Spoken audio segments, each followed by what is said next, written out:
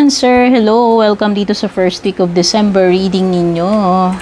Hello, I'm Purple Teen. Para sa mga bago dito, kung gusto nyo maging updated dito sa aking readings, don't forget to subscribe sa aking YouTube. Like and follow na lang din po ang aking Facebook, Instagram, and TikTok. Send lang po kayo ng private message sa aking Facebook page kung interesado kayo mag-book or mag-inquire about personal readings. Ilalagay ko na lang sa description yung link at details.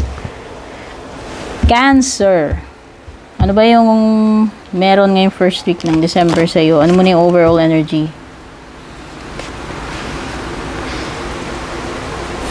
Seven of Swords. Person. So, either may umiiwas dito, may tinatakasan. Ikaw ba yan? Cancer, are you trying to escape something? Avoid someone? Yan. Energy. Okay? So, pwedeng may guilt feelings din dito, Cancer. Or, pwedeng there is also an energy or feeling na meron kang ginagawa na kumbaga, dinidiskartehan mo ng sarili mo na hindi mo pinapaalam dun sa mga dapat na nakakaalam, no? So, halimbawa, may problema ka, tinatry mong dumiskarte sa sarili mong paraan without them telling na meron ka palang ginagawa dito na medyo risky, no? Hindi ko alam anong mga reasons mo, pero may mga bagay dito na hindi mo sinasabi. Pwedeng hindi ka pinayagan or baka napaka-risky, ayaw ka nilang payagan. Mas may mga ganun, yung tipong hindi ka naging honest or hindi ka nagpaalam, ginagawa mo nang hindi nila nalalaman, no? Yan. Alam mo, ang pinaka-challenge mo dito, Cancer, is kung paano ka sumunod doon sa authority, sa mga superior, sa mga nakakatanda sa iyo. No? Paano mo susundin yung rules sa house man yan, sa trabaho, kung saan grupong kinabibilangan mo, institution, company, etc., church, no? Kung paano, pwede kasing hindi ko alam, pwedeng ayaw mo nang nasasaklawan ka rito or pwedeng may mga nilalabag ka. Yun lang, no? Pwedeng may mga nilalabag ka, yun yung challenge sa iyo. Okay, na pwedeng ikaw hindi ko alam kung stubborn ka ba o hindi, feeling mo lang hindi ka dapat sumunod dun sa mga rules na yon, yung mga dapat gawin na yan, yung mga kaugalian na yan, paniniwala, tradisyon. Okay? So, yun yung challenge para sa iyo. So, minsan, ang lesson dito, dito is matututunan mo. Matututo ka sa sarili mong, minsan matututo tayo sa sarili nating katigasan ng ulo, kalukuhan. So, real talk lang, no? Yan yung challenge sa'yo. Minsan, hindi ka nakikinig sa payo. Kahit na nagmamalasakit sa'yo, pwedeng hindi ka nakikinig. Sinusunod mo yung sarili mong diskarte. Yan yung nakikita ko dito sa overall energy mo, na kahit may mga taong elder, mas matanda sa iyo, may malasakit sa'yo, pwedeng hindi mo sinusunod. Mas sinusunod mo yung gusto mo, no? Yan yung challenge para sa iyo. And when it comes to your blessing naman, you have the King of Swords. Okay, so this is someone na very wise, no? Ang blessing mo rito, kahit ganyan ka, kahit na may katigasan ka ng ulo or minsan gumagawa ka ng mga diskarte na risky, hindi ka nagsasabi, no? Gumagawa ka sarili mong paraan, kaya lang minsan, yun na nga, minsan dapat nagpapaalam ka pero hindi ka nagpapaalam, pero parang itong person na to, instead na is tinatry ka niyang i-analyze. Ito yung blessing mo, kung sino man tong King of Swords, pwedeng merong air sign energy dito sa buhay mo na kahit na ganito ka, no? Sabihin na natin, napaka-adventurous mo, daring, matapang, minsan matigas ulo, hindi sumusunod, tinatry kang basahin itong person na to, tinatry niyang maging fair sa iyo, at least, Cancer, yun yung napipil ko. Tinatry ka niyang intindihin,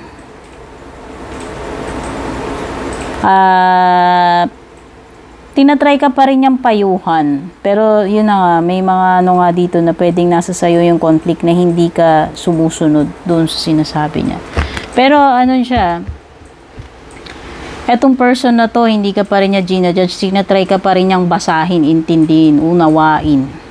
Instead na husgahan ka niya. Oh, instead na pag malupitan ka, pag higpitan ka, bigyan ka ng ultimatum, hindi. Tinatry ka pa rin niyang binibigyan ka pa rin niya ng chance to think. Mamili, no? Binibigyan ka pa rin niya. Yan yung blessing mo diyan. Na ano ka pa rin, na parang maswerte ka pa rin kasi parang tinatry ka pa rin unawain. So ano naman yung next? Two of Cups. Okay, this is a partnership.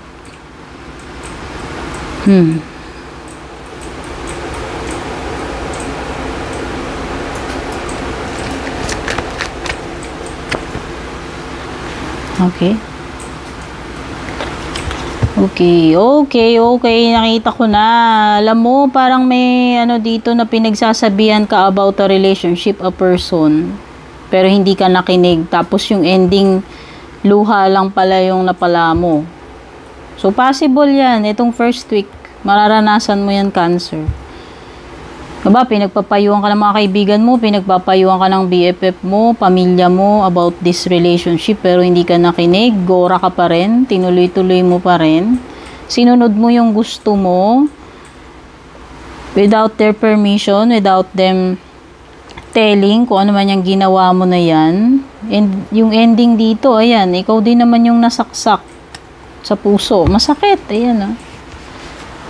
This pwedeng breakup ito, Cancer. Breakup or betrayal. Ending neto, masasaktan ka dun sa mangyayari. Kasi parang tinuloy mo pa rin yung pagsama mo dito sa person na to. Ayan, tinuloy mo pa rin yung relasyon na yan, yung partnership na yan, kahit pinagsasabihan ka nila. Kahit bawal, ayan, merong something dito about marriage. And yung mga bagay na bawal, hindi dapat gawin. Tradisyon, kaugalian, no? Yan yung nalabag. Pwedeng may nilabag ka rito Something na illegal kasi yung 7 of Swords, diba yung binabanggit ko sa'yo? And sa katigasan ng ulo mo, ikaw din naman yung nagbayad, ikaw din naman napahamak. O, diba? Yan yung sinasabi nila sa iyo. Na wag kang masyadong magtiwala. Ito, romantic man ito, hindi ha. Nascam ka man, naloko ka man sa negosyo, etc. Sa pera, dealings, or sa relationship, love life. O, basta pinagsabihan ka rito. Nila, matanda ka na, alam mo na yung tama, pero pinagsasabihan ka pa rin. Kumbaga, winarn ka. Winarn ka, pero yan, choice mo pa rin yan. So, yan, ending dito. Ikaw din naman yung mapapahamak dyan sa gagawin mo. O ginawa mo na yan, Cancer. No? So, alam mo na, may leksyon ka matututunan for sure. Diba sabi ko? May lesson learned ka. Yan na yun. Consequences yan nung pwedeng katigasan ng ulo mo or yung mga diskarte mo na mali. Ano pa yung mga pwedeng paparating sa iyo first week? Temptation, nagpadarang ka Nagpadarang ka sa apoy, naging marupok ka. Ano ba ito pinag-uusapan natin dito? Is this a forbidden relationship? Parang may ganung energy, actually. Hindi. Naging marupok ka dyan sa temptation na yan. Yun yung reason why. At ikaw din naman ang nalagay sa masakit na sitwasyon dyan. Ikaw din naman yung nag-suffer. Someone is living your life. This first week daw, kung sino man ito, may aalis sa buhay mo. Ikaw ba yan? Ikaw ba to aalis sa buhay ng person na yan? Ikaw ba to aalis sa company na yan? Basta may aalis, no? Ikaw man yan o ibang tao. Mawawala yan sa paningin mo sa buhay mo, sa eksena. Heartache talaga, oh my God. This is pain, suffering, tears, sama ng loob, expect tears, sadness, pain, itong first week. Anything na masakit, ayan, lalo na may aalis. Pay attention to your finances, o diba? Siguraduhin na yung mga transaksyones pagdating sa kaperahan ay legit.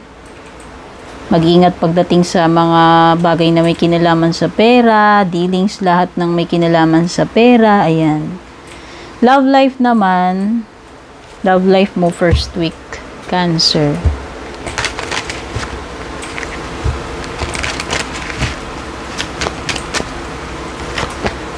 Ay, confusion.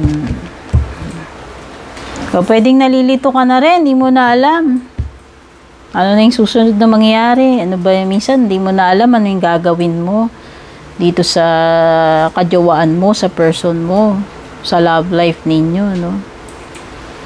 Hindi mo na rin, minsan hindi mo na rin masabi ano ba yung pupuntahan neto. Okay, yan yung current energy ngayon ng love life mo. At para sa closing message mo, Cancer, fogged in, go slow, take time.